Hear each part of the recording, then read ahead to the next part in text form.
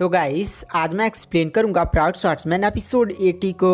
तो गाइस अगर आपने हमारे पिछले एपिसोड्स को मिस कर दिया तो एक बार चैनल के प्लेलिस्ट में जाकर वहां पर चेकआउट जरूर करें। तो चलिए बिना किसी देरी के एपिसोड की स्टार्टिंग करते हैं। तो इस एपिसोड की स्टार्टिंग में हमें जनरल को दिखाया जाता है जो अपने दो बंदों के साथ, जिनमें से एक सलमान भाई भी होता है, उसके साथ सीधे एक एरिया की तरफ बढ़ा होता है। क्योंकि क्या हमने पिछले एपिसोड में देखा था कि इनके झाऊ डायनेस्टी पर अटैक हो रहा था, उसे घुसपैठ की खबर मिली है एक छावनी में, तो उसी के लिए वो जा रहा होता है। और इसके दोनों बंदे कहते हैं जनरल चिंता मत करिए, सब कुछ ठीक होगा।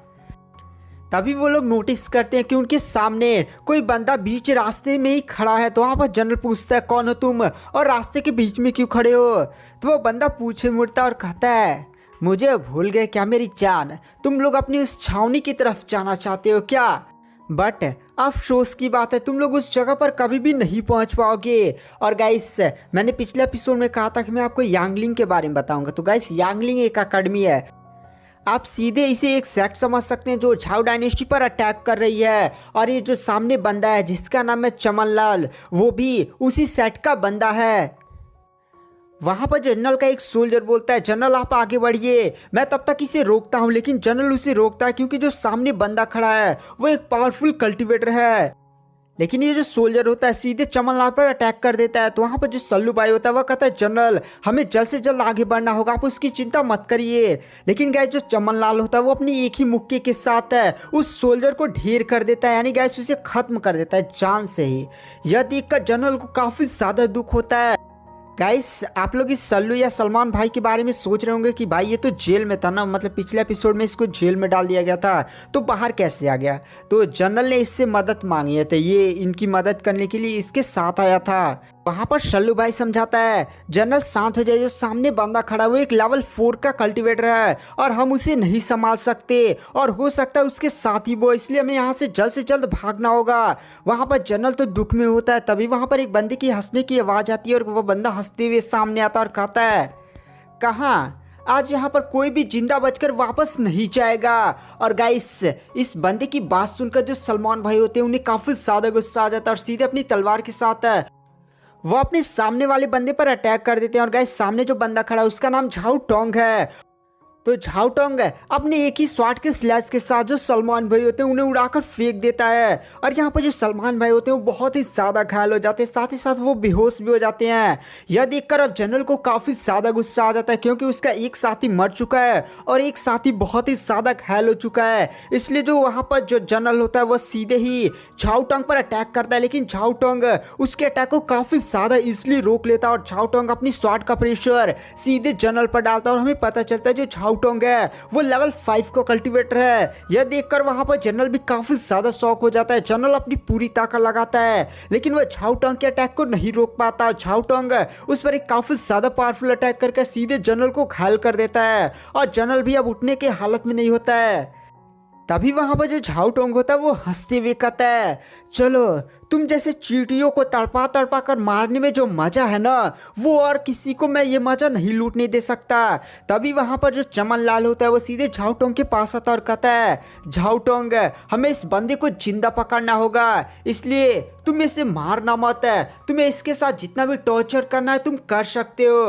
वहां पर ये बात सुनकर जो झाऊ टोंग होता है वह कहता है क्या यार चमनलाल, जो मजा मारने में है वो तड़पाने में नहीं है। चलो यार मैं इसे तुम मार नहीं सकता तो तड़पाऊंगा बहुत ही बुरी तरह से और इसका हाथ ही काट कर रख देता हूँ। और ये बोलने के साथ वहाँ पर जो झाऊ टोंग होता है वो सीधे जनरल पर अपनी स्वाड चला देता है। लेकिन जनरल को स्वाड रख पाती उससे पहले एक तलवार आकर झाऊ टोंग की स्वाड को रोक लेती है। वहाँ पर जो जनरल होता है वो सामने देखता है, दरअसल सामने हमारा ली फियाओ खड़ा होता है। गाइस पिछले एपिसोड में वो जो लेटर नहीं मिला था उसी में जनरल के बारे में लिखा था कि जनरल उधर बढ़ रहा है, तो ली फियाओ भी जल्द से जल्द निकल गया है। वहां पर जो ली फियाओ होता है वो झाऊ टोंग पर अटैक कर उसे पहले पीछे कर देता है और फिर कहता है तुम लोग हो कौन और तुम लोग ये सब क्यों कर रहे हो। वहां पर ली फियाओ की बातों को सुनने के बाद जो झाऊ टोंग होता है वो हंसते हुए कहता है मेरा नाम झाऊ टोंग है और मुझे लोगों को मारने और तड़पाने में काफ़ी ज़्यादा मज़ा आता है। साथ ही साथ तुम्हारे दूसरे क्वेश्चन का जवाब यह है कि हम इस पूरे झाऊ डायनेस्टी को ख़त्म करने के लिए आए हैं और तू भी मेरे हाथों से मरने के लिए तैयार हो जाइए। बोलने के साथ वहां पर जो झाऊ टोंग होता है वो सीधे ली फियाओ पर अटैक करता है। लेकिन जो ली फियाओ होता है वो भी अपनी स्वॉर्ड की पावर्स का यूज़ करता है उसके अटैक को रोक लेता है और एक अटैक कर सीधे ही झाओटोंग को पीछे कर देता है। और जैसे झाओटोंग पीछे जाता है, ली फियाओ काफ़ी स्पीड के साथ सीधे उसके पीछे आ जाता है और खाता है, ले अब मेरे अटैक को संभाल। वहाँ पर जो झाओटोंग होता है वो भी ली फियाओ के स्पीड को देखकर काफ़ी ज़्यादा शॉक हो जाता है, बट वो ली फियाओ के अटैक को रोकने के लिए अपनी स्वॉर्ड को अपने सामने लाता है। लेकिन ली फियाओ का पंच इतना ज़्यादा पावरफुल होता है कि वह सीधे ही झाओटोंग के तलवार के टुकड़े टुकड़े कर देता है और झाओटोंग के मुंह पर लगता है ली फियाओ का पंच, जिससे झाओटोंग सीधे पीछे घसटते हुए जाता है। वहां पर झाओटोंग अपने मुंह से खून पोंछता है और कहता है, आज तो मेरे हाथों से किसी भी हालत में बचने वाला नहीं है। वहां पर जो ली फियाओ होता है वह कहता है, यार कोई नया डायलॉग बोला करो, तुम गुंडे हमेशा यही घिसा पीटा डायलॉग बोलते हो, बचोगे नहीं मेरे हाथों से। झाओटोंग बोलता है, नॉर्मल गुंडा समझा है क्या, और अपनी बॉडी से काफी ज्यादा खतरनाक है किलिंग इंटेंट को रिलीज करने लगता है। इतने ज्यादा पावरफुल किलिंग इंटेंट को देखकर वहां पर ली फियाओ साथ ही साथ डीमन गर्ल भी काफी ज्यादा शॉक हो जाती है। डीमन गर्ल बोलते हैं, इतना ज्यादा भयानक किलिंग इंटेंट है, यह एक बंदे की बॉडी में तभी होता है जब उस बंदे ने बहुत ही ज़्यादा लोगों को जान से मारा हो। तो वहाँ पर जो झाओटोंग होता है वो हंसते हुए कहता, हाँ मैंने बहुत सारे लोगों को अभी कुछ टाइम पहले तो जान से मारा था। दरअसल आते समय ना मेरे को एक रास्ते में एक विलेज मिला था, तो मैंने उस विलेज को ही ख़त्म कर दिया।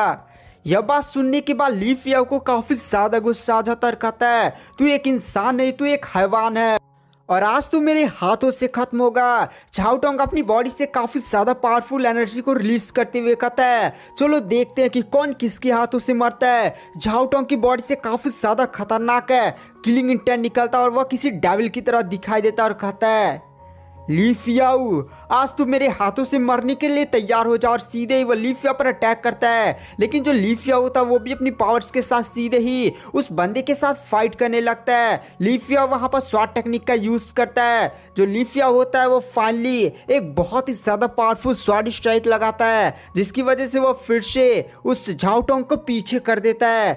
और झाओटोंग जैसे ही खड़ा होता, ली फियाओ अपनी बुद्धिज्म की भी पावर्स का यूज करता है और सीधे झाओटोंग पर एक काफी ज्यादा पावरफुल जानलेवा अटैक करता है। यह अटैक इतना ज्यादा पावरफुल होता है कि झाओटोंग के मुंह से खून निकल जाता है और बुद्धिज्म की जो पावर होती है वह सीधे ही झाओटोंग को खत्म कर देती है।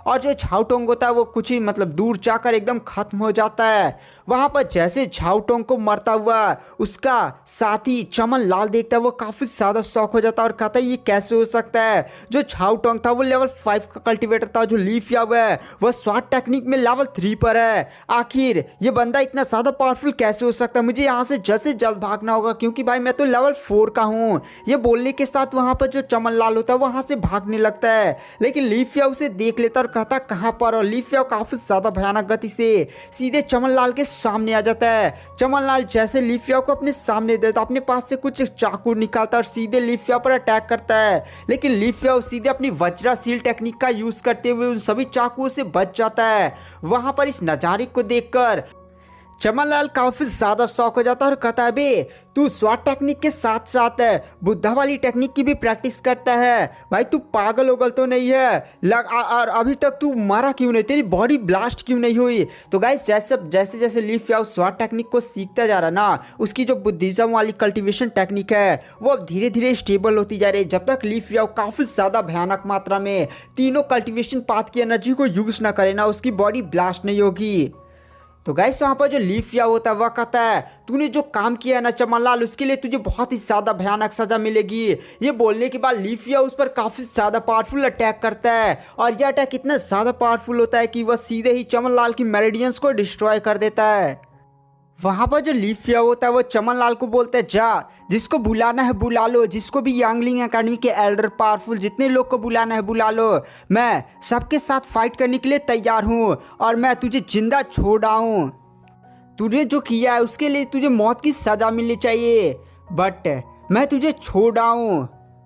और गाइस आज की वीडियो की एक्सप्लेनेशन को यहाँ पर एंड कर देते हैं। वीडियो पसंद आए तो चैनल को लाइक सब्सक्राइब जरूर करें।